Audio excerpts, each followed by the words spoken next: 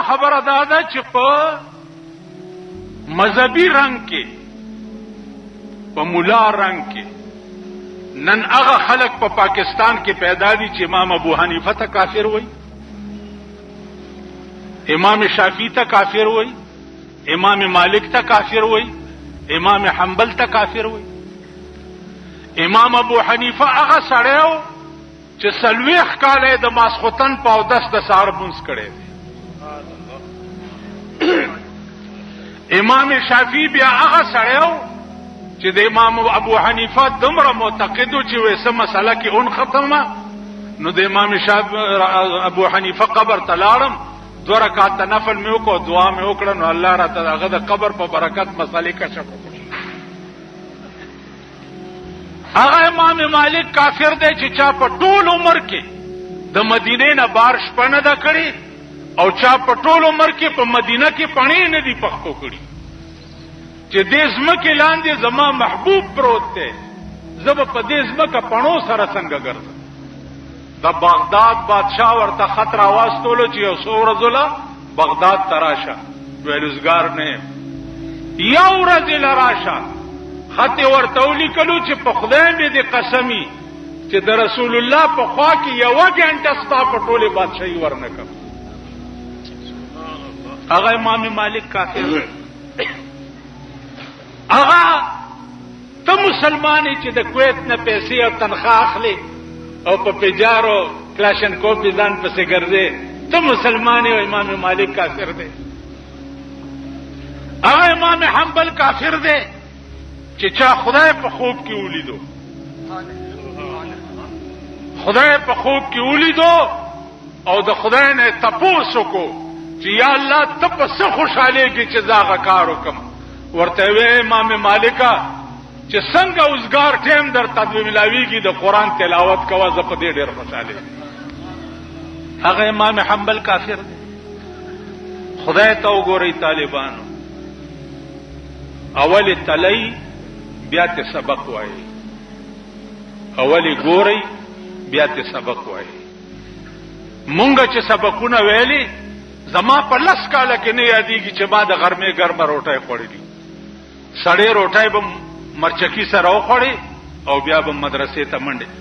مونږ چې ته سبق ویلو هغه عنقا شو.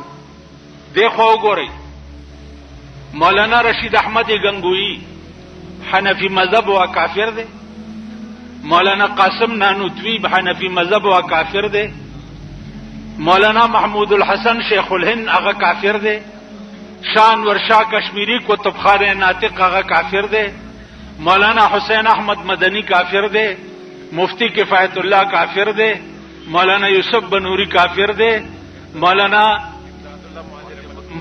حاجی امداد اللہ مہاجر مکی هغه کافر دی، مولانا ادریس کاندیلوی کافر دی، د غرغشتو مولانا کافر دی، د غرغشتو مولانا کافر دی چې په 1 بجه د شپې ماته وای چې یو خبره ده درته حکم کنا مالجیوي کوي، ویل ویکم مالجیوي کوي، ویل تا ناری غوندې ده خلکو ته به وې مال نه وې،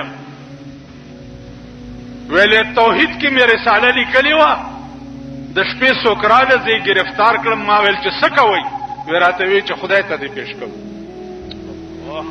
و ماړه کې دا خیال وکړو چې ما به د رساله کې څه غلطي کړي، نو ځکه مې خدای ته پیش کړي چې خدای ته پیش کوم. راته وی چې نصیر الدین دا رساله تالی کړي ده، ویل مال چې یا الله مالی کړي، ویل زه هر څه مې درته معاف کړه. هغه مولانا نصیر احمد غرغشتوی هغه حنفی دی، هغه کافر دی. نو زما عزیزانو عرض مې داو چې یو ټکی ووري مليانو خو شروع وکړه، وای پتا سے بلا واوړي چې پرتوک په غاړه راوړي، ټول وای دنیاوی حکمران طبقه کې او مذهبي کې مونږ په دسه بلا وړي دلی یو چې دا پرتوک په غاړه کې اچو. ایوابین کې پدا سے بلا واوړي چې پرتوک په غاړه راوړي، زړه می سورې وینې تساسي پدا سے بلا ووړې چې پر تک پغاړه راوړې. مفتی صاحب د تقلید بیان کو. تقلید بپسکیږي د کابل د ظاهر شاه په وخت کې. نن د افغان مهاجرو کې چې کوم مولیان دلته راغلي دي څوک وایي په مسله چې خلکو ته به داسې ګوري مې چې ګینې دا دی ما خو خونه کې ګوته واخیسته. وایه مانشه ټیک ده که ده تقلید شقی ازلی نصیحت عالموں کی کب سمجھتے ہیں. شقی ازلی نصیحت عالموں کی کب سمجھتے ہیں. انہیں لازم ہے سمجھانا بضرب خنجر فولاد. یو مولانا سر پرې کوم کده د غیر مقلدای نامه واغستا ما نه دا ګیره کله کوي. د ظاهر شاه په وخت کې دوی کلت کولی شول ته چې قانون سخت په عرب ملکونو کې زه ګرځېدلی ملا کلت کولی شي چې قانون سخت دی. په پاکستان کې قانون نشتا ډنډه نشتا عرصہ آزاد دے نو کا خزے آزادی کر دی کہ مولا دا چلو کو نسا چلو. امام ابو حنیفہ دیکھو گو رہے دے طالبانو توائم یو خدای ته وګورئ د پنډاو چرګانو بچو هر چانه سبق مو وایي. اول لک تلای چې دا د کمزې ده د رشتہ کمزې سره ده د تعلق چا سره ده د غرغشتو مولانا نه چې چا سبق ویلې ده په خدای قسم هغه ته په ژوند رسول الله پټ کې را لګلې ده. مولانا مدني په دیوبند کې مې یو دکاندار نه رومال اغوستو داسې ما ته وایي چې آپ حضرت کے مہمان ہیں آپ کو چائے پلاتا ہوں. میں 40 سال حضرت مدنی کی خدمت میں رہا ہوں اور مجھے خدا کی قسم کہ وہ بیک وقت 10 جگہوں میں تقریر کرتے ہوئے دیکھے گئے ہیں. بیک وقت دا په دیوبند تقریر میں کولو دیوبند کے او دا شعر میں ہوئے چې مزتی الدهور وما اتینا بمثلی ولقد عطا فعجزنا عن نظرائه. دا زه چې کوم ځای ولاړم دا ځای به بیا مولانا مدني پیدا کی نو ټولې مدرسې وجړل. 11,000 طالبانو په 11,000. اوس دلته زمونږ یو معین الدین چشتی دی څه نام یې ده نه وزیر داخله کې معین حیدر معین الدین حیدر وی ټول پاکستان کې به اذان په یو وخت کیږي. نو خدای دې کور روان کا جوران شي کراچۍ او د دې د ټیم څومره فرق دی نو په یو وخت په څنګه اذان کی او مولا بدسی او پلانې بدسی مالدا وای چې مولا به په خرصور جمعات تراشي. بس یو خبر اخر کې واوري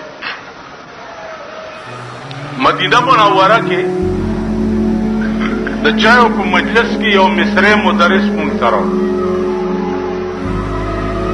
نو ما ته وایي دا طالبان متوجه شي ما ته ګوري ما ته رستو هیڅ تندر نه دی پریوته.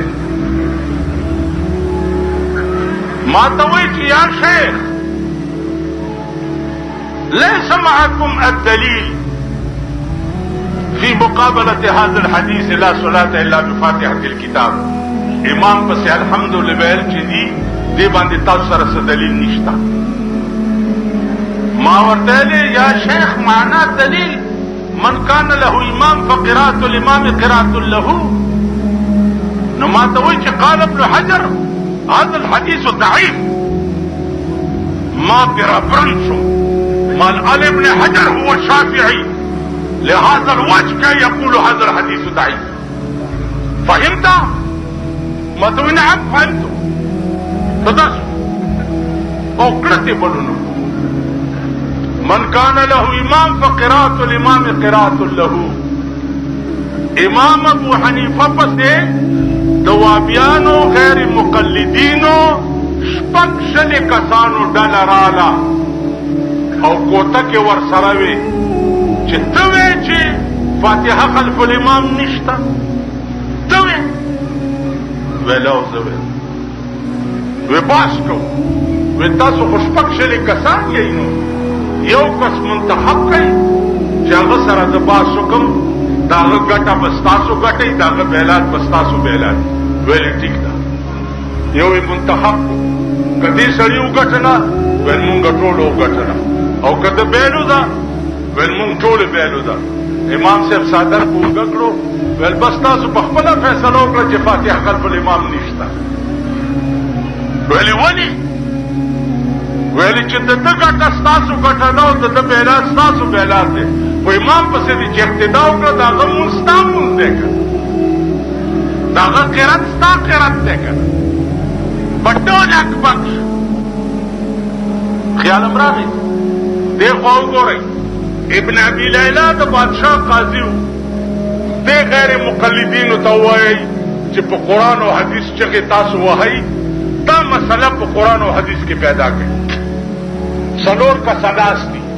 مار راغی مار په دې یو وروختو د ځان نه ټېله کړو په دې بل وروختو د ځان نه ټېله کړو په دې بل وروختو د ځان نه ټېله کړو په دې څلورم وروختو د څلورم یې وچیچلو او څلورم مړ شو. اوس د دې مړي تاوان په دې دریو کې پچا دی. ابن ابي لیلا وویل چې دا ړومبی سړی ته تاوان ورکوي. دا مسله لاړه امام ابو حنیفه ته. هغه وویل الله دې په ابن ابي لیلا رحم وکړي غلطي وکړه خوښه. دې ړومبي سړي چې مار ټېله کړو په دی واچولو دی وچیچلو که بچ شو؟ تپوس کو بچ شو. دا سړی خلاص شو. ده چې په ده ور واچولو دی وچیچلو که بچ شو؟ دا خلاص شو. ده چې په ده ور واچولو دی وچیچلو. دې کې دوه صورته دي. یا به دا سړی فلحال خوړلی نو دیت په دې درېیم دی او که څه ساعت پسې خوړلی نو دیم خلاص شو ځکه چې د خپله ګناه وه چې ځان نه یې نه لړه کړو. دا هغه اجتهاد اجتهد برأیي روایت کې راغلی دی. دا هغه اجتهاد. نو امام ابو حنیفه غوندې به پیدا شي. د امام ابو حنیفه برکت دی چې د امریکې کور روان شو صدام حسین نشي والی او انشاءالله نه به وي. الله دې امریکا د صفحه هستی نه میټو. الله دې د امریکې دوستان امریکې له په شوق لون کې دې خدای هلاک. الله دې امریکا داسې تباه کړي لکه روس چې تباه. روس الله دې ببرو ګیرو ولاو او د ببرو سرونو ولاو په برکت خدای تباه کو کنه. یو هلته د روسي جن ناست دی مسعود دی که څه بلا نامه یې ده هغه یې م راټینګ کړی د ټیزرګي نه د طالبانو علاج نشي کولی. یو کوتک ورسره یي قصهخانې بازار کې یو طالب ولاړ یي او اذان وشي مانځه ته خلک لاړ شي مجال دی چې دکان ته څوک کاږه وګوري. مجال دلته خو صاحبه یا الہی ہے تیرے ساتھ دل بندے کی در جائیں. یا الہی ہے تیرے ساتھ دل بندے کی در جائیں کہ سلطانی بھی عیاری ہے اور درویشی بھی عیاری. پیر سے فقیرے کے غلے ملا پہ ملا توپ کے غلے شیخ سے پشیخے کے غلے اجی سے پاتی سیب سے پشیازی توپ کے غلے چالا بور دے لار چې بلبلې پکې نوي بوستان سکړما چې صحیح مسلمانان پکې نه بیدادا پاکستان وجود مونږ لپاره لعنت دی چې بلبلې پکې نوي بوستان سکړم بے میوې بسر وې قد خرامان سکړما چې علاج مې د مرض کولې نشي افلاطون غوندې حکیم د یونان سکړما نن سبابت خالی منګولې درمو که بادشاہی د اورنګزیب او شاهجان سکړما د ګناه دریاب لاو کړم لویه خدایا د رحمان به د معاشر په میدان سکړما ستا پاکستان په باړه کې کپڑے خرڅېږي د ښځو باړې په دې باندې د جومات د الله او د محمد نامه لیکلې دا ښځې اچوي ښځې اغوندي د الله او د محمد نامه پې لیکلې په دې کپړه زما په دې خبره پوه شوئ دا کپڑے ستاسو مسلمانان د سور بچي هغه خرڅوي په ښځو باندې او ښځې اغوندي په دې دو پیازه باندې او د الله او د محمد نوم پې لیکل دا به تاسو له ناصر خان اسلامی کیسټ هاوس بیرون کچهری گیټ اشرف روډ سرای فقیر خان پیښور ښار کې د ناصر خان سرار سات ملاویږي. عزیزانو کاش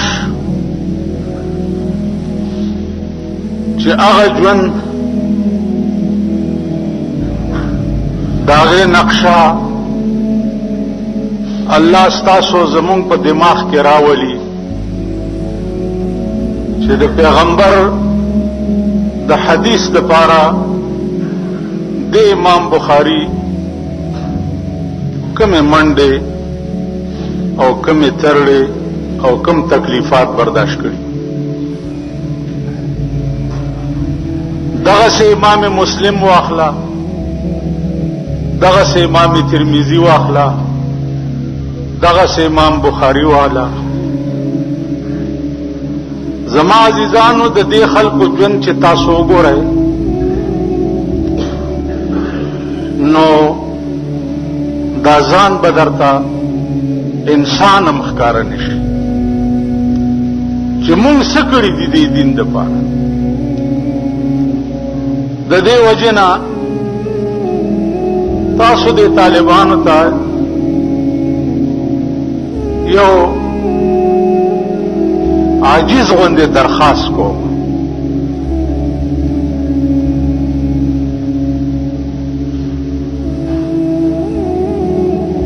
په دې روژه کې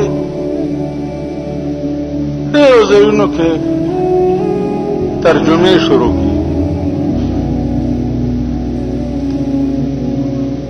خو د هغې دپاره یو پنجابي شعر دی وہی کھڑیاں کہ نئی باتاں سن کے تے ہوشیار رہی اندھیریاں آسن راتاں نیندر سی بیدار رہی وہی کرا خبری میں در توکڑی کچھ واورے نو خیار اسیگا ډېرې تیارې به در باندې راشي خو د خوب نه ورته بیدار اوسېږه کوم سړی چې په کور کې ویښ وي د هغه په کور ډاکه نه پرېوځي همیشه ډاکې چې دي هغه د اودو په کور باندې پرېوځي نو لږ ویښ شئ د هر چا ها سره ها مه میلاوئ لږ ویښ شئ مولانا ادریس صاحب دی الله غریق رحمت کی ماته په پاړه چنار کې یو خبره کوله وی چې زه دیوبند ته لاړم نو د شان ورشا کشمیری رحمت الله علیه په درس کې کېناستم وی ناستم خدا سي بیروخه غوندې به ناستم ما دا خیال کولو چې دا څه گردانی غوندې دی چې دا گردان به کله ختمي